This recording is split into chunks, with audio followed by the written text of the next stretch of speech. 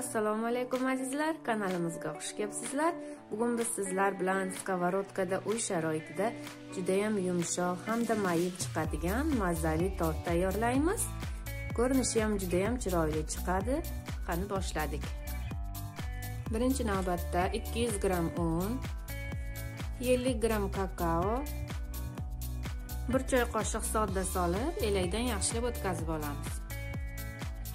Endi alohida idishga 250 ml sut solamiz. 3 dona tuxum solamiz. 90 gram o'simlik yog'i qo'shamiz. 150 gram shakar solamiz.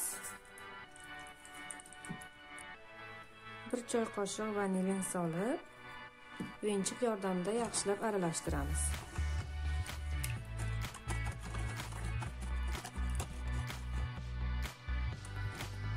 Tuxum, sut yaxshilab aralashib ketishi kerak, xuddi shunday ko'rib turganlaringdek. Mana yaxshilab aralashtirib oldik. Mana endi unli massamizga qo'shamiz.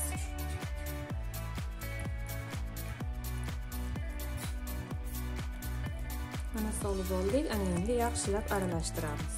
Bir xil massa bo'lguncha aralashtirib olamiz.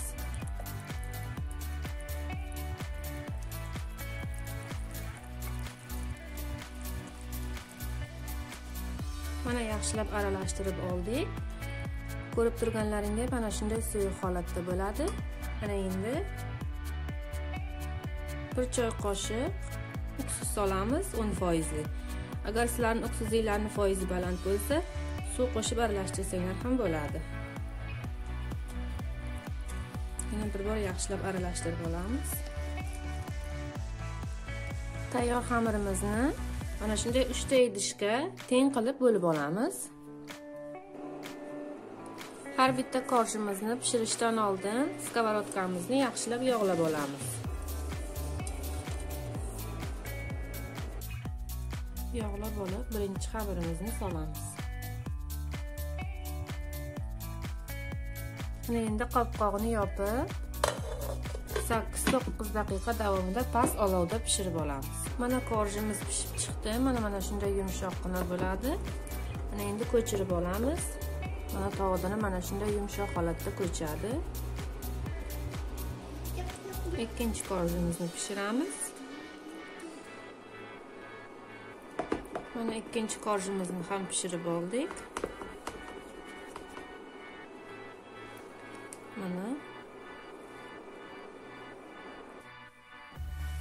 Mana korjlarimizni pishirib oldik. Mana endi korjlarimiz soviguncha krem tayyorlab olamiz. Har kim o'z xohishiga qarab krem tayyorlashi mumkin. Men qaymoqli krem tayyorladim. Ya'ni damashni 35% qaymoqdan foydalandim. 650-700 gram qaymoqqa 3-4 qoshiq saxarni pudra solamiz.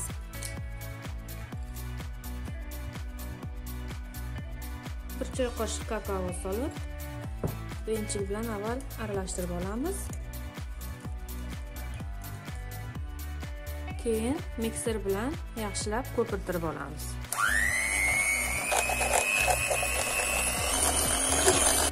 Mana kremimiz tayyor. Mana shunday quyuq holatga keladi.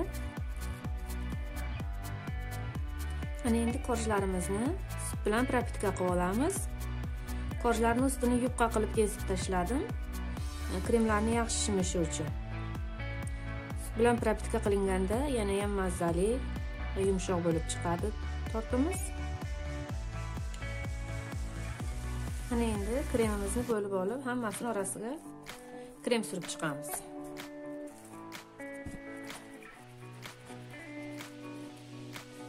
Ikkinchi korjimizni qo'yib, yana sut bilan propitka qilamiz.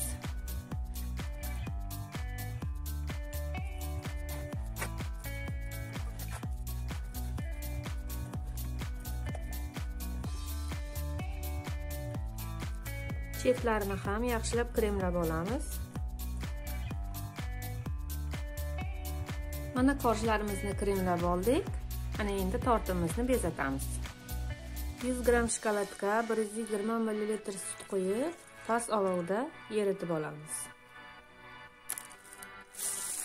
3-4 qoshiq kokosga 1 osh qoshiq kakao qo'shib aralashtiramiz. Ana endi tortimizni chekkalariga turishkani sepib chiqamiz. Eritilgan shokoladni sovigandan so'ng tortimizni ustiga solamiz. Tortni bezatish har kimning fantaziyasiga bog'liq. Har kim har qanday qilib bezatishi mumkin. Mana tortimiz tayyor, bezatib oldik. Tortni bezatish jarayonini videoga olmadim, chunki videomiz cho'zilib ketishi mumkin. Men olmalardan atirgul yasadim, olicha va mandarindan foydalandim. Har kim o'z xohishiga qarab, fantaziyasiga qarab tortni bezatishi mumkin.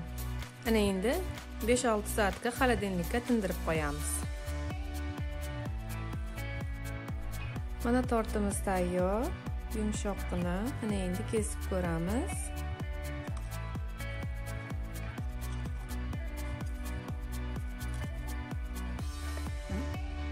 Hammaga yoqimli ishtaha.